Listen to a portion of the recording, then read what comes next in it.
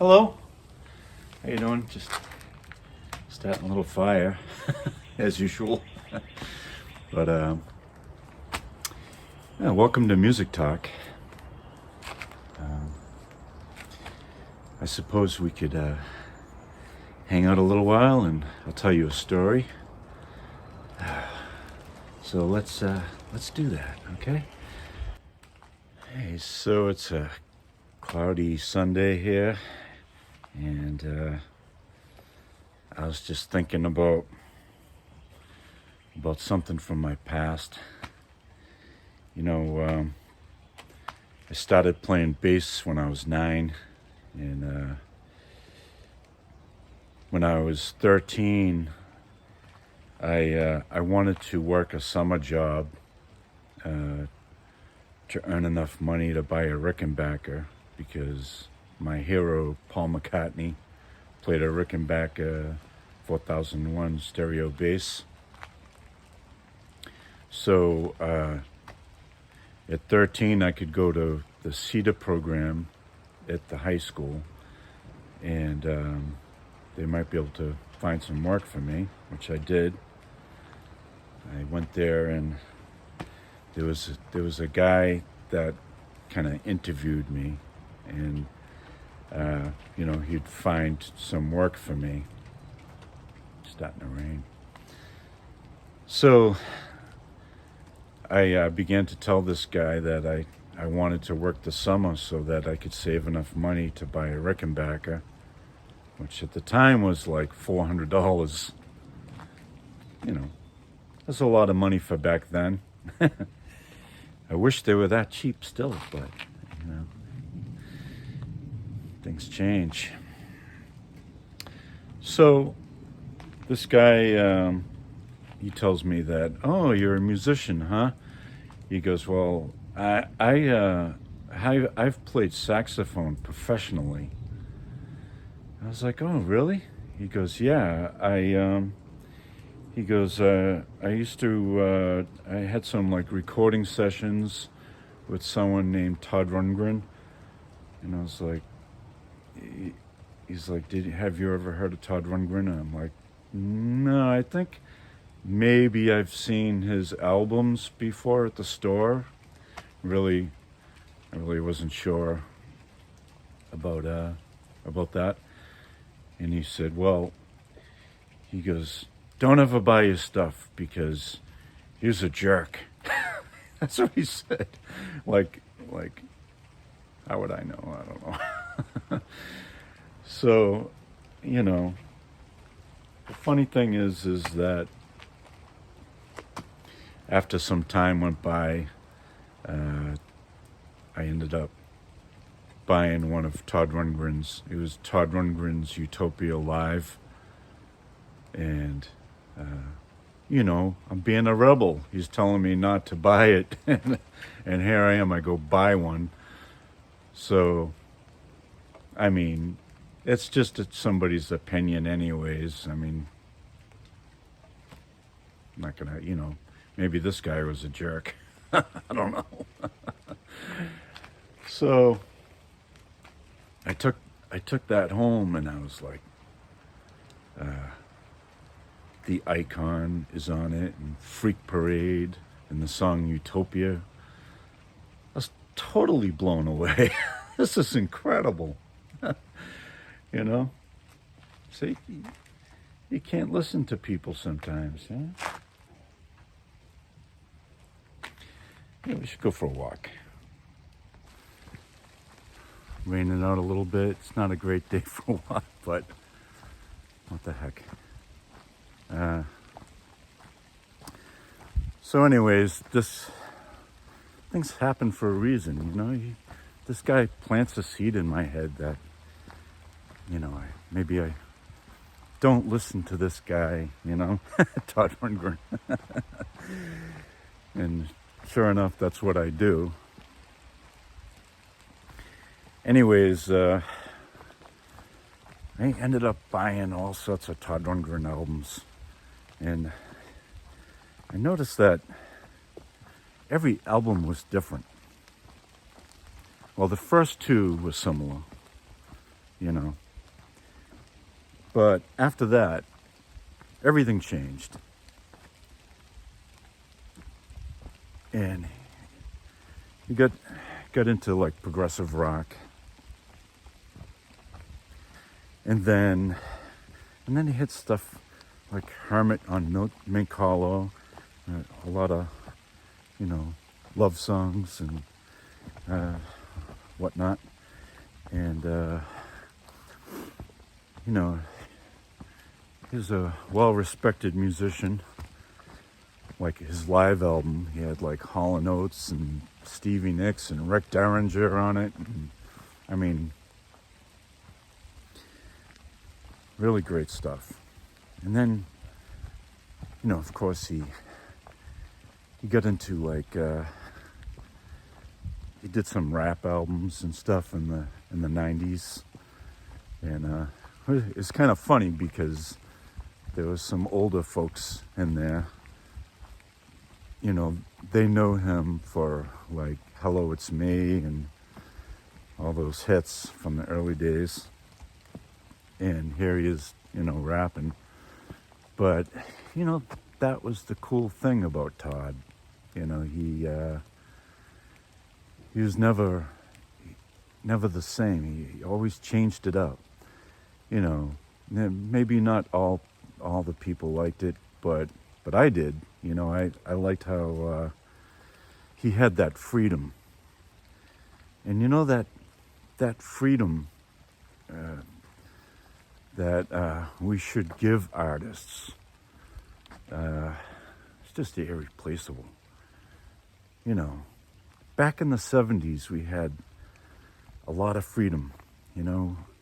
That's why there were so many great bands that made classic albums, you know, because they had the freedom to do whatever they wanted to do, as far as I know.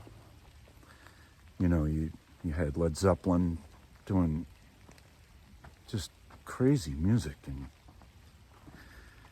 you know, Pink Floyd. They just did, you know, 40-minute songs. And the funny thing is that people bought it up, you know? And all this music is just legendary and has stood the test of time, which you think the record companies would take note of that. That they should give artists total freedom. Whatever they want, just do it. And make the best album that they can. And don't dictate to them what their sound is going to be. I remember there was a local band called Split Image, and they were quite good, and they were kind of like metal or pop metal or whatever. And I remember somebody from the record company gave them a whole bunch of albums that they should sound like, which was like the Flock of Seagulls and a whole bunch of bands that sounded kind of like that. You know, that's just wrong. I mean, I love the Flock of Seagulls, but you shouldn't be telling a band what they should sound like. It just kind of wrecks the whole creative process, if you know what I mean. So anyways, Todd Rundgren was a big-time producer. You know, he produced Bat Out of Hell. I'm sure you know the story. And he really didn't need the money or the fame type of thing, you know what I mean? And he had a lot of freedom that other artists didn't quite have. So what happened was he made a lot of incredible albums, all different from each other, including like Utopia. When he was with Utopia, it was I love that stuff. You know, he did stuff that was like defaced the music. It was like very Beatlesque, you know, of course. But really good songwriting, really good singing. Just, I would recommend anything by Todd Rundgren, but don't ever think that Rundgren album that you bought that you're gonna get the same thing if you buy another one.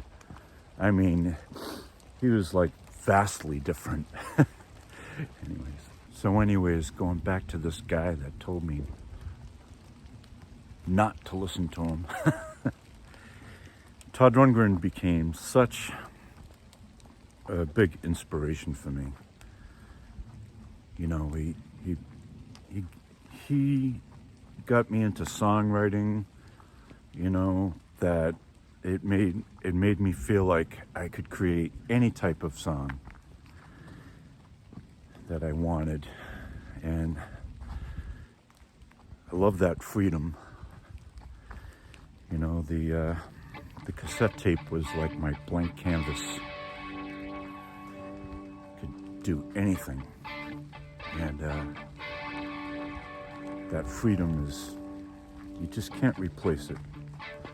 So any artist out there, I would recommend writing the best stuff that you want. Don't let anybody tell you what to do. Because the very best music in this world are artists that do that. They just do what they want to do. So I recommend that. And I recommend checking out a bunch of Todd Rundgren, you know. So anyways, let me show you some of the albums that I have from him that I would recommend. Okay. Oh yeah, and the other thing is, I did end up working all summer, and I saved every paycheck, and I bought a black Rickenbacker 4001 stereo bass, which I loved it. It's a great bass. And anyways, that part of the story. Hi, so I'm in my little 3-season room where I have all my records here. And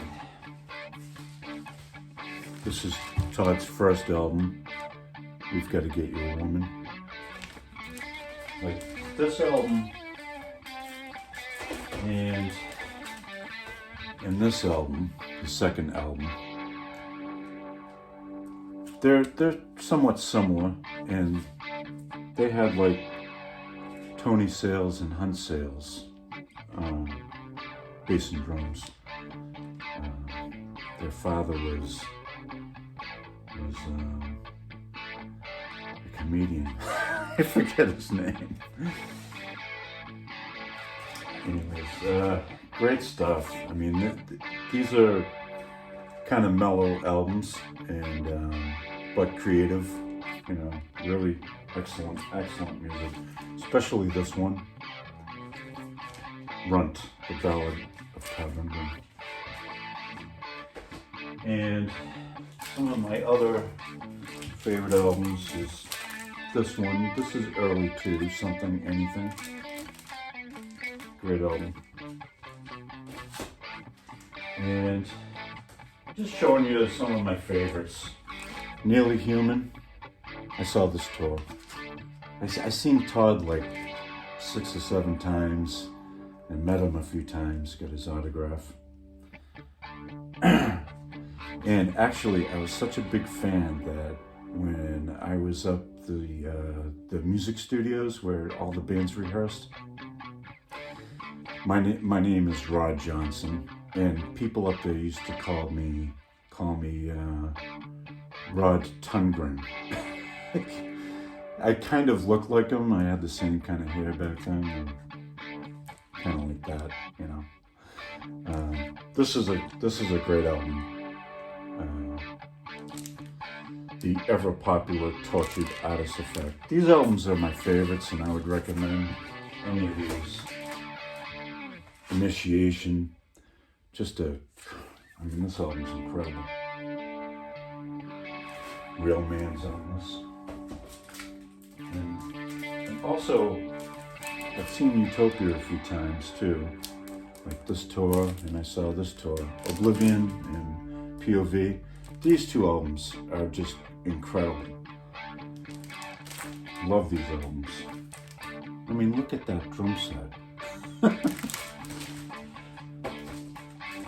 And this Utopia album, Adventures in Utopia, I believe is their best album, Utopia's best album, you know, in my opinion, you know.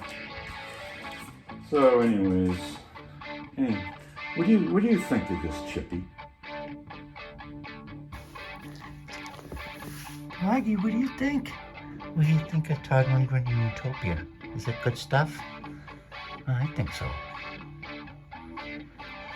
Chippy likes it too.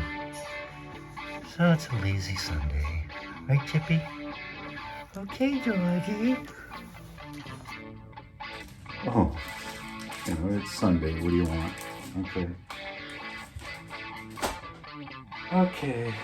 So, anyways, this is Music Talk, and my name's Rodney Johnson. I'm also an artist. You can find me on all your streaming platforms. You know, look me up sometime on Pandora or ask Alexa to play me. I'd appreciate that. And have a great day. This is Music Talk. Bye.